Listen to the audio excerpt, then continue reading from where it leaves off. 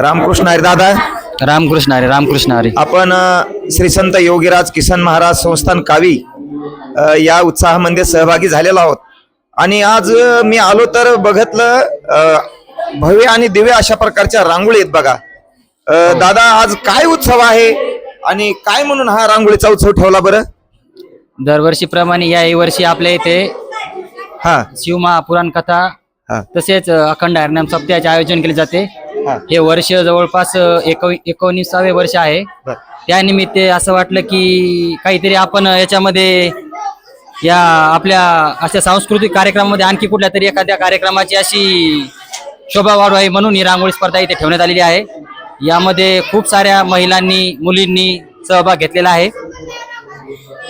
आता किती गावच्या मुली आहेत नेमक्या आलेल्या?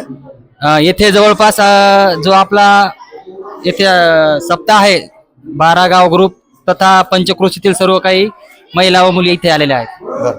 आणि याला काही वयाची अट आहे का वगैरे वयो गटामध्ये काही? ही स्पर्धा आपण 2 गटामध्ये ठेवलेली आहे. एक 16 वर्षाखालील गट लहान मुलींचा वगैरे आणि एक सर्वसामान्य गट. त्या सर्वसामान्य गटामध्ये कोणीही सहभाग घेऊ शकते असे म्हणून त्या 2 गटामध्ये चालू आहे स्पर्धा.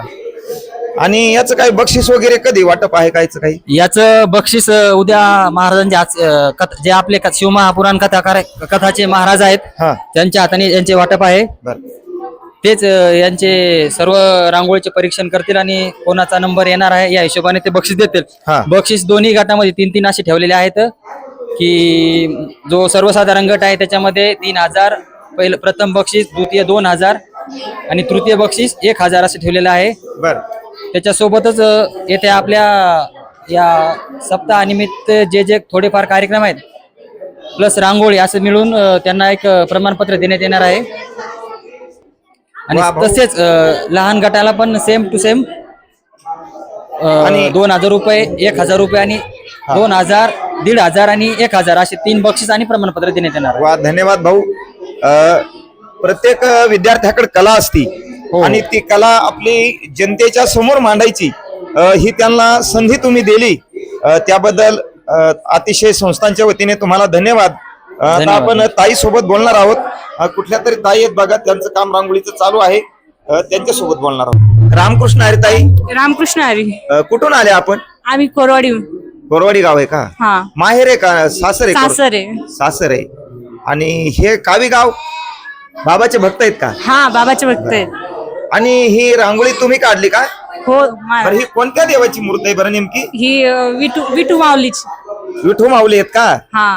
आणि विठू माऊलीकडे हे साहित्य टाळ, विना, पखवाज. वा वा. किती वर्षापासून तुम्ही हे काम करता रांगोळीचं? मी रांगोळी घरी नेहमीच काढते. मग गेल्या वर्षी काढली होती का? नाही, मागच्या वर्षी नव्हती काढली. वा. हे कुठं शिकल्या तुम्ही कला? कला काय नाही, असंच ड्रॉइंग येते म्हणून काढा. वा. कुठं म्हणजे तुम्ही अजून परीक्षा दिली नाही का याची? नाही. वा, धन्यवाद ताई. रामकृष्ण हरी ताई. रामकृष्ण हरी. ही कोणत्या देवतेची रांगोळी काढी ताई? राधाकृष्ण. राधाकृष्ण. राधाकृष्ण. बर. कोणचं गाव ताई आपलं? कावी. कावीची आहे का? आणि ही आई इकडली? माझी मावशी आहे. मावशी आहेत. बर. तुझ्या आईची बहीण? हो. किती वर्षापासून रांगोळी काढते ताई? मला रांगोळीची आवड आहे. रांगोळीची आवड आहे मला. बरं बरं बरं. काय शिकते शाळेला आता? 11वी. 11वीला आहे. 11वी शिकते का? काय बनायचं शिकून तुला? मला डॉक्टर. डॉक्टर बनवायचंय.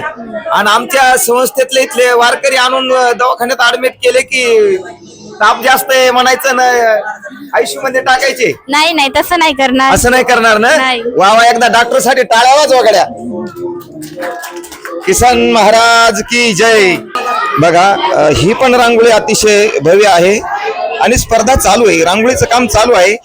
जी महिला ही रांगोळीची कलाकृती करते त्यांच्याशी आपण बोलणार आहोत.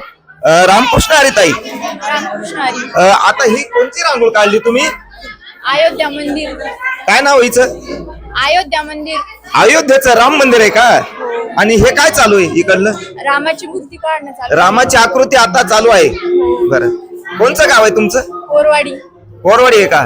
बरं बरं बरं. कोरवाडी माहेर आहे का सासर? सासर आहे. आणि माहेर कोणचं आहे?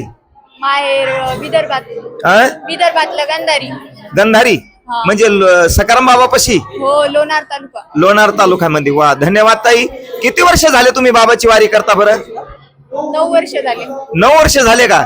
वा वा वा, काय वाटलं आता इथं वारीला आल्याच्या नंतर? आनंद वाटतो. रामकृष्ण हरी, धन्यवाद. दरवर्षी याचा बरं.